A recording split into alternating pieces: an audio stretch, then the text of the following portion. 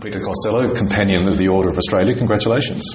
Thanks very much, Michael. What does this honour mean to you? What it means to me is that, like any other Australian, I've tried to make our country a better place and make a contribution to it. And we all do that in our own little ways, and to, along with other Australians, be recognised for that is a deeply humbling experience. You're recognised for, amongst other things, landmark economic reform in your years as Treasurer. What would you class as your most important economic legacy? Well, I think actually paying off government debt and establishing the Future Fund which will go for generations and will help Australia cope with the ageing of the population. I hope it'll make young people's lives that much easier in the future. I think also tax reform was hard-fought reform, but I think necessary. And anybody who decides to engage in tax reform, as the current government is finding, walks into a hornet's nest.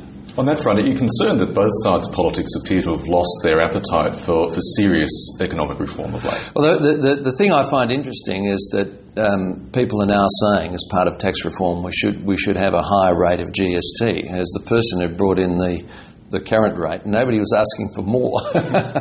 And the fact that 10 years after the event they are asking for more shows you, I think, that it's widely accepted as a successful reform now. Are you disappointed, though, that the serious economic reform of the Howard Costello government and, for that matter, the Hawke Keating government isn't being continued? Well, I think there's a lot more to be done, and it's not easy to do it.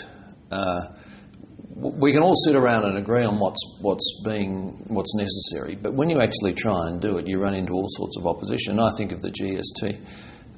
Many people lost their seats in Parliament campaigning for a GST in 1998, and we only just scraped home in the election. And to actually do reform, you've got to stick your neck out, but it's worth it. And I would encourage the current government to be adventurous in that regard.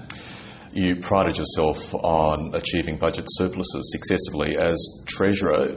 Given the current economic circumstances, should a surplus be sacrosanct, given the billions of dollars, the tens of billions of dollars in flood relief, for instance, the Gillard government is going to have to meet? Should that 2012-2013 budget surplus be allowed to slip?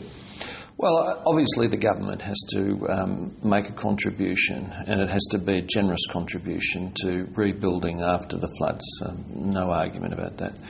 But bear this in mind, we're in a historic mining boom. We are at terms of trade which are as high as they've been for 100 years, and that should be giving the government enough revenue to actually balance the budget and invest in these things. And so I would say careful management all round would mean that you could balance your budget, and you could also ensure, as governments need to, infrastructure which has been lost as a result of floods. As somebody who introduced a few special levies as Treasurer, what do you think of the concept of a flood levy? Only one, by the way, to buy back guns. And we introduced that in the early days when the budget was still in deficit. As you know, we inherited it after that. Once we'd balanced the budget, we didn't need levies. And I think from a government perspective, the government should try and fund infrastructure out of its general revenues, particularly at the time of a mining boom. We're in abnormally prosperous times. If you look at the prices we're getting for coal and iron ore, and a government should be able in those circumstances to attend to the needs of investment from general revenues. So no levy?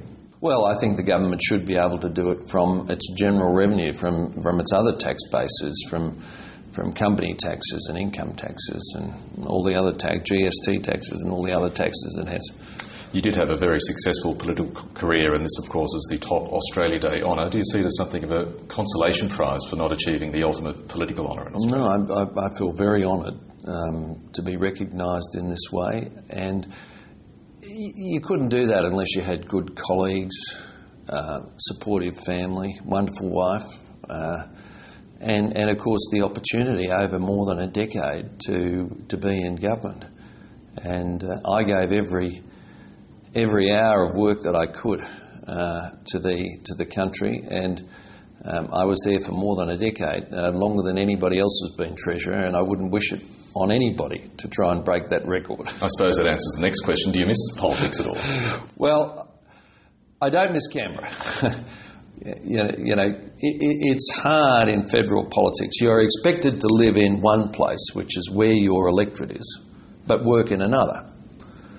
And so every Sunday night I would leave home and the family and young children to go to Canberra, and then if I was lucky I'd see them again on Saturday before leaving again on Sunday when I got back after a week's work in Canberra. So that's very hard, particularly on families, and so I don't miss the car rolling up on a Sunday night taking me away from my family for another week at work.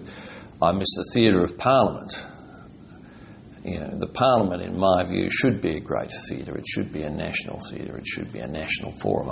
I miss that, but it's a small price to pay giving that up to be able to stay home and see your family. Peter Costello, thank you. Thanks very much, Michael.